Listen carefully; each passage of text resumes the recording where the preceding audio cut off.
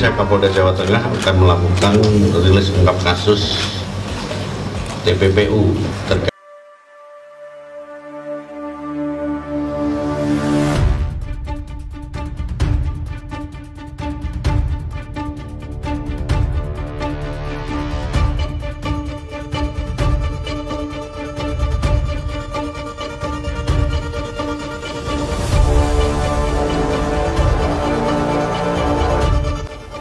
Halo sobat, assalamualaikum warahmatullahi wabarakatuh. Informasi terbaru buat teman-teman semuanya, harus hati-hati dan tetap waspada buat teman-teman yang ingin bekerja di Korea ataupun di luar negeri yang lainnya, baik itu di Malaysia, Singapura, Brunei, Taiwan, Jepang ataupun lain sebagainya.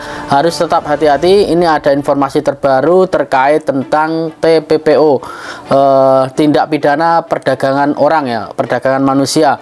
Ada sejumlah TKI atau calon pekerja migran itu yang tertipu sejumlah 165 orang dan mencapai kerugian hingga 3,5 miliar.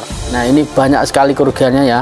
Ini korbannya banyak sekali, 165, dan para korban direkrut kemudian diminta uang hingga ratusan juta rupiah dengan dalih untuk proses pemberangkatan, namun alih-alih dikirim ke luar negeri, para korban justru dipekerjakan sebagai kuli bangunan pada proyek gedung lembaga pelatihan kerja LPK di Indramayu. Nah, ini tepatnya di Indramayu ya, milik Sunanta. Nah, ini Sunanta yang mempunyai ya.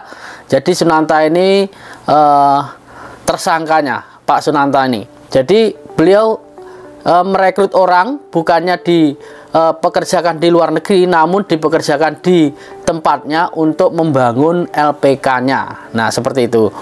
Dari data Polresta Cilacap, nah ini tepatnya di Cilacap, ada sekitar 165 orang calon pekerja migran atau TKI yang menjadi korban dalam kasus TPO ini.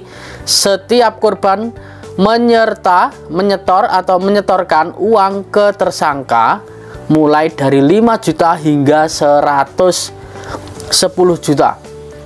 Coba bayangkan, 165 orang jika menyetorkan 110 juta, itu sudah berapa uang yang dikumpulkan oleh tersangka ini. Pelaku adalah perekrut dari 165 orang yang menjadi korban dalam kasus ini. Para pelaku merekrut dan menjanjikan para korban untuk bekerja di luar negeri. Nah, ini sangat berbahaya buat teman-teman yang masih awam, yang belum tahu ya. Polisi turut menyita sejumlah barang bukti terkait kasus ini, diantaranya daftar nama para CPMI yang direkrut oleh Pak Taryanto, laptop, dan puluhan lembar kwitansi. Nah, jadi buat teman-teman tetap hati-hati. Jadi untuk bekerja di Korea itu ataupun di luar negeri yang lainnya itu harus melalui proses pemerintah, jalur yang benar ya. Jangan asal-asal masuk LPK ataupun PT yang tidak punya penempatan kerja di luar negeri.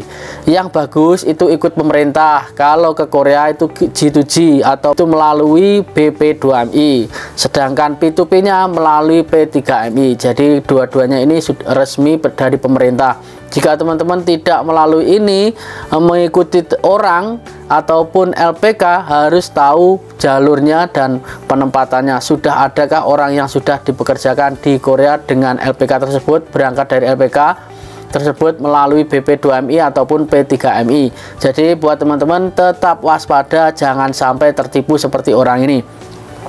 Orang-orang 165 ini ya, ini sangat sakit sekali buat saya mendengar berita seperti ini, karena teman-teman yang lain sudah dari video-video saya kemarin sudah saya jelaskan bahwasanya hati-hati, tetap hati. Kalau ingin ke Korea usianya jika 39 ke bawah, mending ikut G2G ataupun P2P. P2P bisa di usia tersebut, namun lebih baik 39 ke bawah itu mengikuti G2G, jadi lebih aman. Kalau 39 ke atas ikut P2P, namun biayanya lebih mahal karena bekerjanya tanpa latihan bahasa atau tes bahasa, mungkin seperti itu. Dan juga harus ada jaminan untuk bekerja di Korea jika melalui B2B. Nah, mungkin itu saja yang saya sampaikan dalam video kali ini. Tetap waspada, penipuan ini sangat marak sekali karena adanya juga visa E7 ini menjadikan kesempatan buat oknum-oknum untuk menipu Anda, menjadikan kesempatan buat untuk mencari uang dengan mudah, mengaku-ngaku sebagai PL ataupun orang PT ataupun orang BP2MI untuk merekrut Anda bisa bekerja di Korea secara cepat. Nah, bahwasanya tidak ada ya untuk bekerja di Korea itu secara cepat, singkat, padat, 1 minggu, 2 minggu, 1 bulan, 2 bulan terbang, tidak ada. Harus melalui proses terlebih dahulu, dokumen, sending dokumen ataupun sending data, dan melamar pekerjaan, dapat job, dapat majikan, lalu turun visa seperti itu. Jadi tidak mudah dengan apa yang dikatakan oknum-oknum seperti ini ya. Tapi heran saya, kenapa bisa percaya memberikan uang 100 juta, 110 juta? Itu yang heran saya, kenapa bisa sampai seperti ini. Ini nanti akan saya cari tahu lagi untuk beritanya seperti apa, kenapa banyak orang yang bisa tertipu oleh seperti ini, oleh tersangka ya, bisa tertipu seperti ini. Jadi yang terakhir, hati-hati jangan sampai teman-teman tertipu oleh PT-PT ataupun oknum-oknum yang tidak bertanggung jawab dan tidak mempunyai izin penempatan kerja di Korea. Semoga bermanfaat. Sampai ketemu lagi di video selanjutnya. Salam, kegagalan adalah kunci dari keberhasilan. Annyeonghaseyo.